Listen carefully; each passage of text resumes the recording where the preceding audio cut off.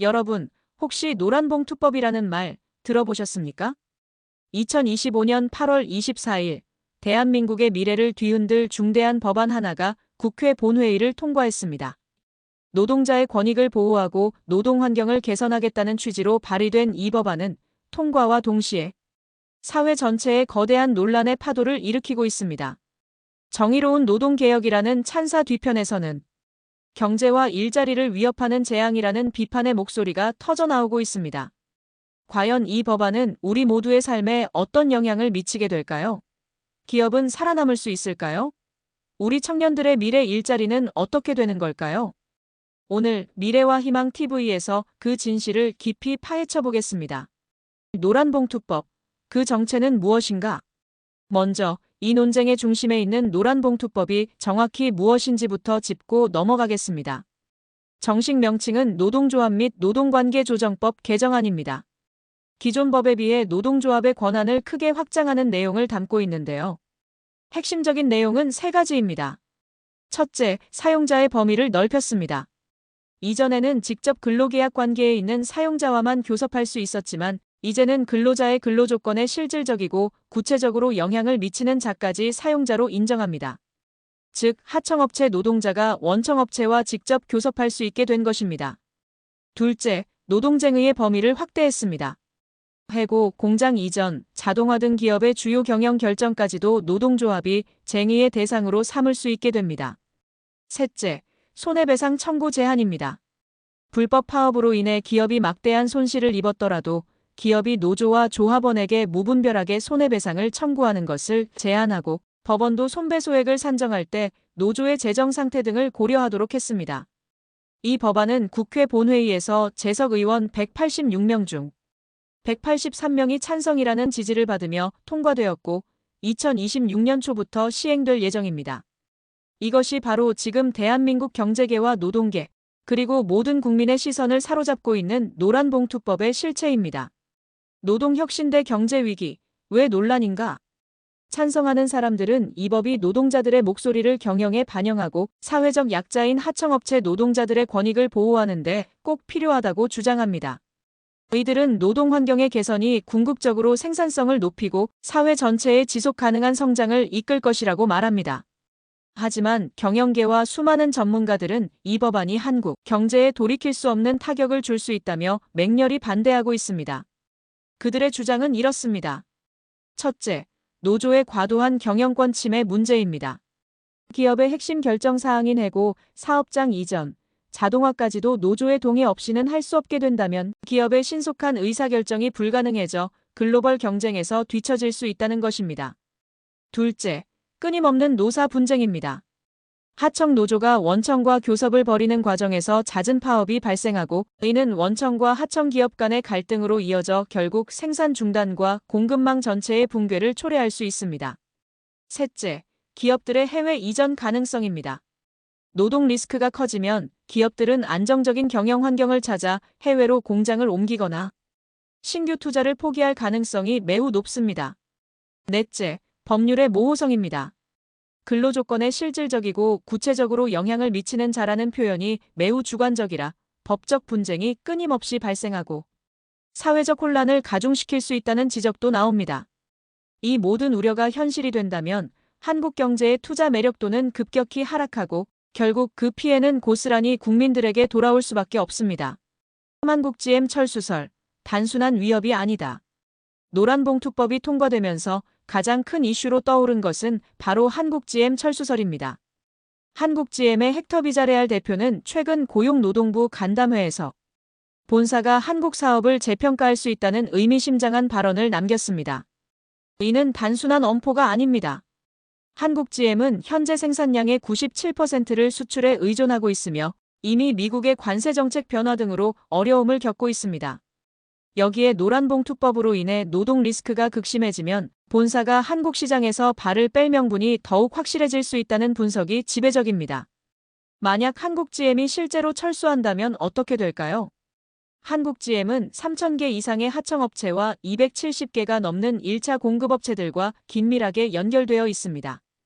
이 모든 기업이 줄도산 위기에 처하고 수많은 일자리가 한순간에 사라질 수 있습니다. 우리는 이미 2018년 한국 GM 군산 공장이 폐쇄되면서 지역 경제가 송두리째 무너지는 아픔을 목격했습니다. 만약 부평 공장마저 폐쇄된다면 그 파급 효과는 상상을 초월할 것입니다. 이 사례는 노란봉투법이 특정 기업의 문제를 넘어 지역 경제와 전체 고용시장에 어떤 치명적인 영향을 미칠 수 있는지 보여주는 명확한 경고음입니다. 일자리 창출, 그 어두운 그림자. 많은 전문가들은 노란봉투법이 일자리 창출에 부정적인 영향을 미칠 것으로 보고 있습니다. 기업 입장에서 노동 리스크가 커지면 신규 투자는 물론 고용에도 신중해질 수밖에 없기 때문입니다. 이미 한국상공회의소 조사에 따르면 기업의 45%가 공급망 계약을 조정하거나 축소할 계획이라고 밝혔습니다. 노란봉투법 시행 이후 이 파업들이 더욱 빈번해진다면 그 경제적 손실은 더욱 커질 것이고 기업들은 생존을 위해 허리띠를 졸라맬 수밖에 없습니다. 이는 신규 채용 축소로 이어지고 그 피해는 고스란히 취업을 준비하는 청년들에게 돌아갈 것입니다. 실제로 한 경제연구소는 2025년 기업의 채용 축소율이 36.9%에 달할 것으로 예측하고 있습니다. 특히 대기업과 중소기업 간의 고용 격차가 더욱 심화되고 이는 곧 청년 세대의 구조적 단절을 초래할 수 있습니다.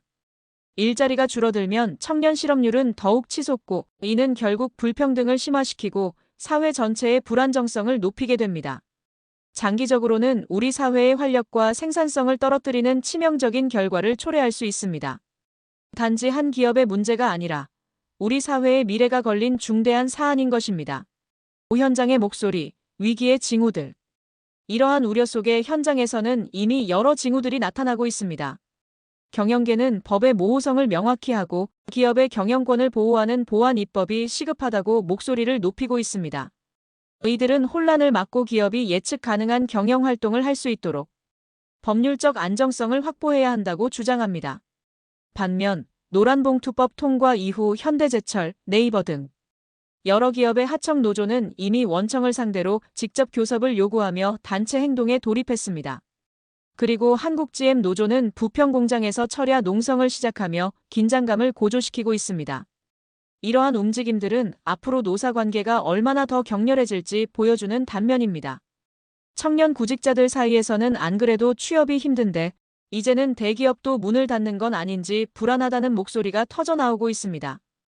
X 플랫폼에서는 노동자 권익 보호를 위한 정당한 승리라는 지지와 함께 국민의 미래를 볼모로 한 일자리 위협이라는 비판이 엇갈리며 치열한 논쟁을 벌이고 있습니다. 이처럼 노란봉투법은 특정 집단만의 문제가 아닌 우리 사회 전체의 갈등을 표출하는 촉매제가 되고 있습니다.